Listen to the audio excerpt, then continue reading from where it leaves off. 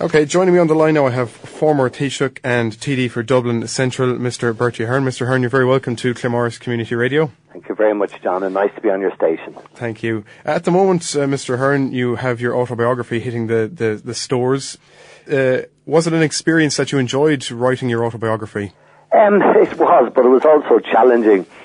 When I left office, I had a number of requests, I think up to 20, both home and abroad, to actually do it. And, I got Mandy Johnson, who had worked with me for years, to, talk to everybody and go through with everybody. And then we made a decision just before the summer break last year that I'd do it.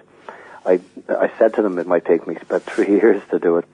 But then just a few weeks after the holiday break, I smashed up my ankle. And when the doctors told me it was going to be 4 months in Paris and on sticks and plaster bars and sticks, I said, well, geez, no better time than to try and start messing with it anyway. Did you have a lot of help in the writing of it? Was it purely all your own work, or was there a ghostwriter involved? Richard Allos, the historian from UCD, had helped me in and out of it. He was with me in different stages, but I mean, he's written several books. He's done all kind of ones on Macmillan, and he's done on Disraeli, and he's presently doing one on Reagan and Thatcher. And, it's just really to get somebody who's done this and somebody's advice on it, and Richard was really helpful in that. Did Cecilia give you any tips on how to maybe enhance the read? She did. I mean, she certainly gave me some advice on the shape of things, and slightly different to her type of books, but she's good at the advice. I got her to read a few of the drafts earlier on, put her through the punishment of it, but she was helpful to me back in the summer. She did after me back in May, June. Like we said, kind of looking back through your life, it must have forced you to kind of recollect on the way things have turned out and the way things have happened. Is there anything maybe looking back that you would have changed, or would you have liked to have done differently? Oh, I suppose there's lots of things, John. I mean, over the period.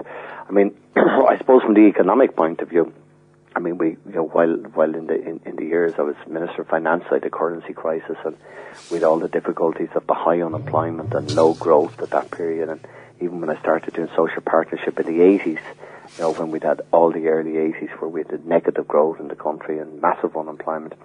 So I suppose that the last 10 years have been different time, and we doubled employment, or practically full employment, 3.5% for most of the period. The pension reserve fund, the national debt was very low.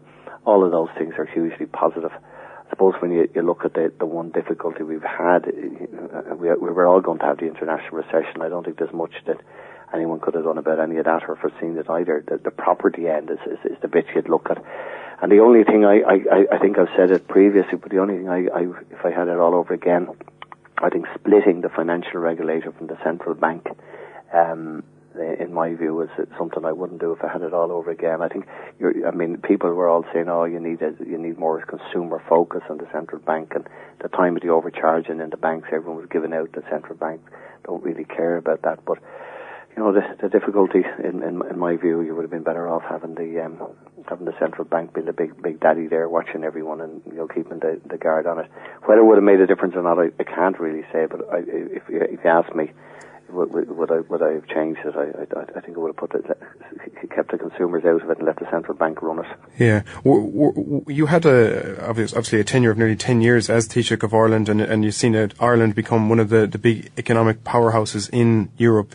It outperformed every other European country, and now we kind of find ourselves almost 2 years after your resignation as Taoiseach in one of the biggest crises that the country has seen. Would you feel at all responsible for this, or? I don't, John, because to be honest with you, I mean, other than the property aspect of it, which was the fact that banks were borrowing huge money, which was on the wholesale market rate. I was watching last week and talking to friends of mine in the airport. I was out collecting a few people in the airport. The thousands of Irish people going away there for mid-term breaks, massive crowds, as high as the summer, out to their apartments in Spain and France and Italy and, everywhere. I mean, they haven't lost them, they still have them. People here who have, second houses and third houses around the place, they still have them. And I think everyone shared in that boom. I think it's a pity maybe it wasn't a bit tougher and tighter, but the international recession, I was reading about Japan today, there are the huge problems they're having with their new government, and trying to get on top of things. I was in America recently; they're having huge problems there. The UK can't get out of recession. So, I mean, the problems are worldwide. It wouldn't have been any different, and that effectively came from once the rules changed, the banking rules changed. I think the underlying position here is good. I mean, the export market is good. The pharmaceuticals, the chemicals, the medical appliances supplies are all beginning to pick up.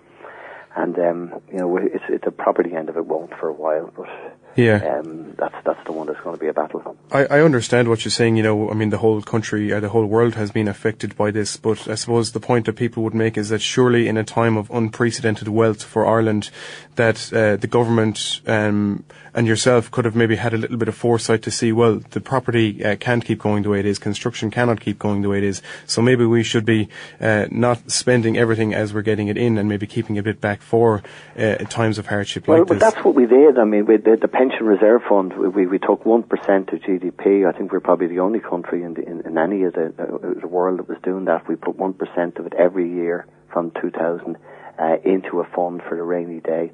If the government hadn't stand now, or if the country hadn't got it, I think there'd be big trouble. So that put over 20 billion away. I used to get criticised for that, saying I should have been spending it. That was one of the regular things in the Dáil, that the opposition used to be at me. I should be blowing that money, but I didn't. And, we spent billions on infrastructure, but we needed to do that to get a modern country. And we the debt down to GDP ratio 20%. Only Luxembourg were lower than us. So, I mean, we had written down our debt to extraordinary figures. And, of course, what did that mean? It meant that our taxes weren't going to service the national debt. So, again, I was criticised for that, but I mean, I think we've made the prudent things. The only thing we didn't do, I suppose, and I hadn't got control of stopping the banks from lending to Joe and Mary Soap to buy another house or another apartment or build a bigger one.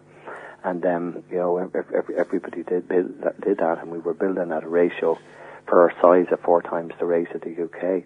Now, did anyone think that would keep going? I don't think anyone did. We knew it would moderate, but if there wasn't an international recession, we would have been able to moderate it at a more, easier pace.